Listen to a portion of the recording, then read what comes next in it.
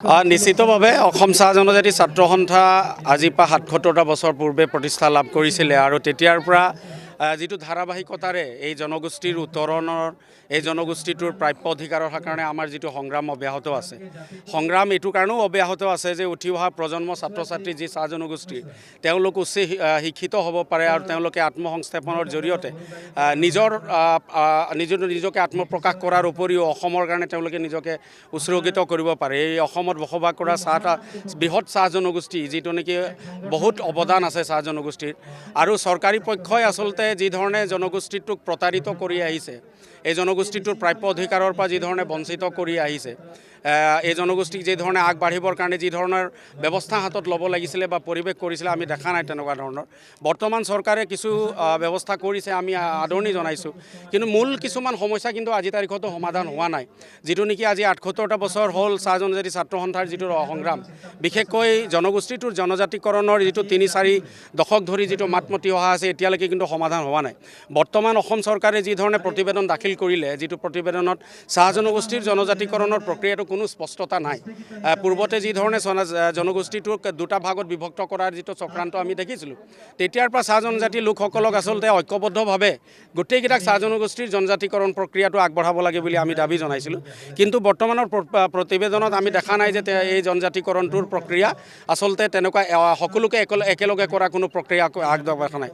আৰু সৌসদনাখন যি ধৰণে মাননীয় মুখ্যমন্ত্ৰী ডাঙৰীয়া যি ধৰণে বক্তব্য ৰাখিছে যে 6টা জনজাতিকৰণৰ ক্ষেত্ৰত আমি বিচৰা নাই নিৰ্বাচনৰ পূৰ্বে, আমি সেই তেনেকুৱা কোনো কথা নাই। তেওঁ এনেকুৱা এটা তুলংগা মন্তব্য কৰি জনজাতিকৰণৰ যিটো প্ৰক্ৰিয়া সেই প্ৰক্ৰিয়াটোক কেন্দ্ৰীয় চৰকাৰক যি ধৰণে প্ৰতিবেদন আগবঢ়াব লাগে তাৰ পূৰ্বে যিসমূহ আখুৱা আছে সেইসমূহ নাইকিয়া কৰি জনজাতিকৰণৰ প্ৰক্ৰিয়া কিন্তু আগবঢ়াব লাগিব আৰু জনজাতিকৰণ প্ৰদান কৰিব লাগে, সেইটো আমি আজি এই মঞ্চৰ পৰা কৈছোঁ। দ্বিতীয়তে চাহ শ্ৰমিকসকলৰ যি ধৰণে সমস্যাবিলাক আছে, চাহ শ্ৰমিকসকলৰ ইয়াতে মজুৰিৰ কথা কৈছে চৰকাৰে জানুৱাৰী মাহত বঢ়াই দিম বুলি, কিন্তু এনেকুৱা ধৰণে বৃদ্ধি কৰিলে নহ'ব। সঁচাকৈ যদি চৰকাৰৰ সদিচ্ছা আছে, সঁচাকৈ যদি শ্ৰমিক দৰদী আছে, সঁচাকৈ শ্ৰমিকসকলৰ ভৱিষ্যত নিৰ্ণয় কৰিব যদি বিচাৰে, তেতিয়াহ'লে ন্যূনতম আইনৰ অন্তৰ্গত চাহ শ্ৰমিকসকলক দৈনিক মজুৰি প্ৰদান কৰাৰ যিটো সামাজিক ন্যায় তেওঁলোকক প্ৰদান কৰাৰ ব্যৱস্থা কৰক। আনফালে আমাৰ উঠি অহা প্ৰজন্ম ছাত্ৰ ছাত্ৰীৰ যিসকল লোক আছে তেওঁলোককো অৰ্থনৈতিক বিপ্লৱ অনাৰ ক্ষেত্ৰত বা তেওঁলোকে অন্যান্য জাতি জনগোষ্ঠীৰ লোকসকলে যি ধৰণে আগবাঢ়িব পাৰে তাৰ প্ৰেক্ষাপট কিন্তু সৃষ্টি কৰিব লাগিব আৰু অসমখনৰ প্ৰতিজন অসমীয়াৰ যিটো সমস্যা আছে এই সমস্যাখিনিকো আগবঢ়াব লাগিব। আনফালে আজি এই প্ৰতিষ্ঠা দিৱসৰ পৰা আমি মঞ্চৰ পৰা আন এটা কথা আহ্বান জনাব বিচাৰিছোঁ যে জুবিন গাৰ্গৰ আমাৰ হাৰ্টথ্ৰব জাতিৰ যিটো তেওঁৰ আমাৰ সম্পদ, তেখেতৰ প্ৰতি যি ধৰণে অৱহেলিত কৰি তেওঁৰ যিটো ন্যায় প্ৰক্ৰিয়াটো ইতিমধ্যে অৱহেলিত হৈছে। গতিকে এই অঞ্চলৰ পৰা আমি তেখেতলোকক আহ্বান জনাওঁ চৰকাৰক ক্ষিপ্ৰতাৰে যাতে গোটেই প্ৰক্ৰিয়া যিটো আগবাঢ়ে আৰু এটা ফাষ্ট ট্ৰেক আদালতৰ জৰিয়তে তেখেতৰ যিসকল দোষী আছে, যিসকল হত্যা যেতিয়া নেকি কৰিছে তেওঁলোকক কিন্তু দৃষ্টান্তমূলক শাস্তি প্ৰদান কৰিব লাগে। মই এটা কথা ক'ম যে বিজেপিৰ এগৰাকী আৰু দেশৰ সৰ্বশ্ৰেষ্ঠ এগৰাকী প্ৰধানমন্ত্ৰী যি আচলতে ভাৰত ৰত্ন বুলি কোৱা হয় অটল বিহাৰী বাজপেয়ী, তেখেতৰ নিচিনা প্ৰধানমন্ত্ৰী আমি পাবলৈ হয়তো আৰু হম নহম নাজানো।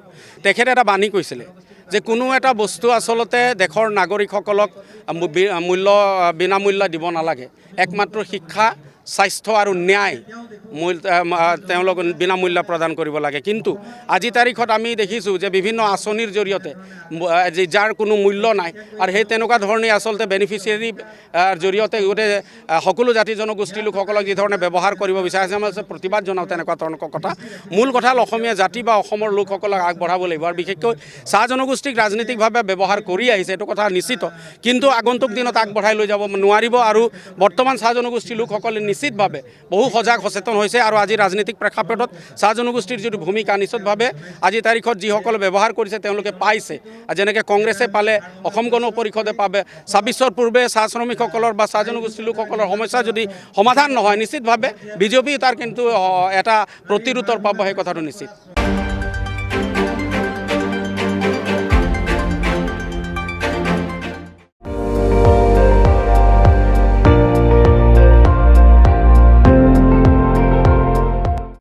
আপুনি চাই আছে ND24, সৰ্বশ্ৰেষ্ঠ নহয় সৰ্বোত্তমৰ দৌৰত।